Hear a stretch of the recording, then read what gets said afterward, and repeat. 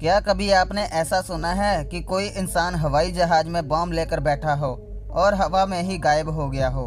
तो दोस्तों, ये कोई कहानी नहीं है। आपको हम आज अमेरिका की एक सच्ची घटना बताने जा रहे हैं। 48 साल पहले अमेरिका में ऐसा हो चुका है और वो रहस्यमय इंसान आज तक गायब है। दोस्तों, इस बंदे ने ऐसा कारनामा किया है, पुलिस वाले भले ही इसको पकड़ नहीं पाए, पर इसकी कहानी पूरे अमेरिका में फैल गई है। ये घटना 24 नवंबर 1971 की है। डैन कूपर नाम का एक व्यक्ति काला सूट पहनकर और काला बैग लेकर एक जेंटलमैन की तरह अमेरिका के पोर्टलैंड एयरपोर्ट पर पहुंचता है और टिकट काउंटर से बोइंग 727 प्लेन की अपने लिए $20 में पोर्टलैंड से सिएटल की एक तरफा टिकट बुक करवाता है। उस समय अमेरिका के एयरपोर्ट्स में ज्यादा सुरक्षा का इंतजाम नहीं था, इसलिए डैन कूपर बड़ी आसानी से अपने बैग को प्लेन के अंदर ले जाने में कामयाब हो गए और अपनी सीट 18C पर जाकर बैठ गए। दोपहर 2:50 में प्लेन पोर्टलैंड से उड़ता है और उड़ने के कुछ ही देर बाद कूपर अपने लिए ड्रिंक और सोडा ऑर्डर करते हैं। उनकी फ्लाइट का सफर सिर्फ 30 मिनट का ही था,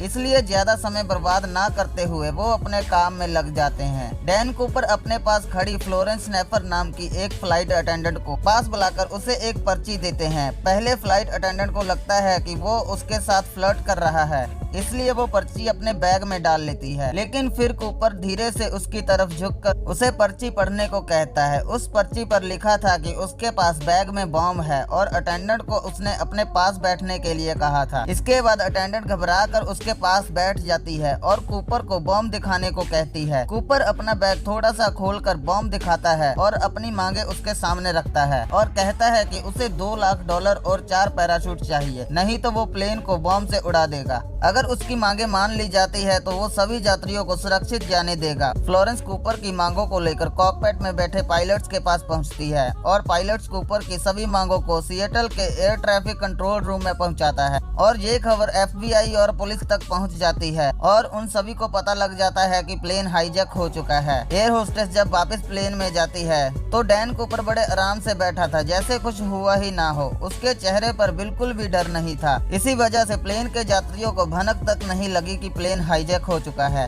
और यात्रियों की जान बचाने के लिए FBI द्वारा डैन कूपर की सभी मांगों को मान लिया जाता है और वो चालाकी दिखाते हुए पूरे $2 लाख को $20 के नोटों से भर देते हैं ताकि बैग भारी हो सके और सभी नोटों के सीरियल नंबर भी तय कर लिए जाते हैं कि बाद में कूपर को पकड़ने के लिए आसानी हो सके। जब कूपर को डॉलर्स का बैग और पैराशूट मिल गए तो उसने फिर से प्लेन उड़ाने को कहा और मेक्सिको जाने के लिए कहा और रात का समय था तो अमेरिकी एयरफोर्स ने भी 2 विमान उसके पीछे लगा दिए कि लैंडिंग के वक्त कूपर को पकड़ा जा सके। 10:15 में खुले एयर स्टेयर के साथ बोइंग 727 रेनो एयरपोर्ट पर लैंड करता है और प्लेन को पुलिस और FBI एजेंट्स द्वारा चारों तरफ से घेर लिया जाता है, लेकिन कुछ ही देर में पता चलता है कि डैन कूपर तो भाग चुका है। इसके बाद प्लेन की छानबीन की जाती है जिसमें कूपर के टाई का क्लिप और उसके द्वारा मंगवाए गए 4 में से 2 पैराशूट मिलते हैं और बाकी के सबूत वो साथ में ले जाता है, जिसमें उसके द्वारा फ्लाइट अटेंडेंट को दिया गया लेटर भी शामिल था। कूपर को पकड़ने के लिए FBI द्वारा नॉर्जक नाम का ऑपरेशन चलाया जाता है और उसकी खोज में लग जाते हैं।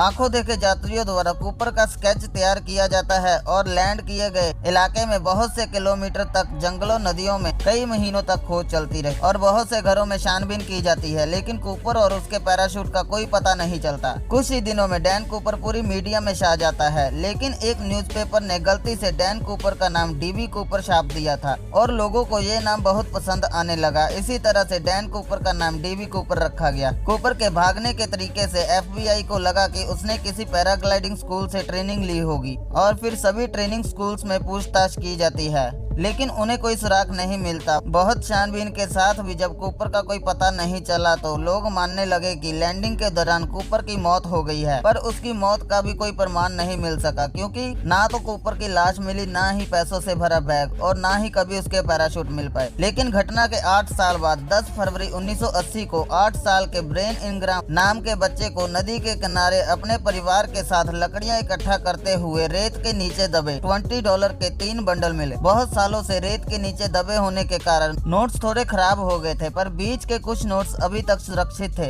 अधिकारी ये नोटों के सीरियल नंबर देखकर पहचान जाते हैं कि ये वही नोट्स है जो उस रात कूपर को दिए गए थे। इस घटना के बाद कूपर के केस ने फिर से तेजी पकड़ी कि ये नोट्स जहां पर कैसे पहुंचे। किसी का कहना था कि कूपर ने फिरौती में मांगे गए नोटों का इस्तेमाल ही नहीं किया और यहाँ छुपा कर रख दिया है, और किसी का कहना था कि पैराग्लाइडिंग के समय नोट्स के कुछ बंडल कूपर के बैग में से गिर गए होंगे। ऐसे बहुत सी कहानियां बनाई गई, पर कूपर का कुछ पता नहीं चल पाया। लेकिन प्लेन हाईजैक के बाद इस केस में ये पहला सबूत था, और कोई भी पुख्ता सबूत ना मिलने की वजह से 45 साल बाद 2016 में इस केस को बंद कर दिया गया। इसलिए ये एक रहस्यमय चोर बन गया और एक रहस्य ही बनकर रह गया। तो दोस्तों, आपको इस मास्टरमाइंड का प्लेन को हाईजैक करना कैसा लगा, कमेंट करके जरूर बताएं। और वीडियो अच्छी लगे तो इसे लाइक करें और साथ में चैनल को सब्सक्राइब करें और बेल आइकन को प्रेस करें।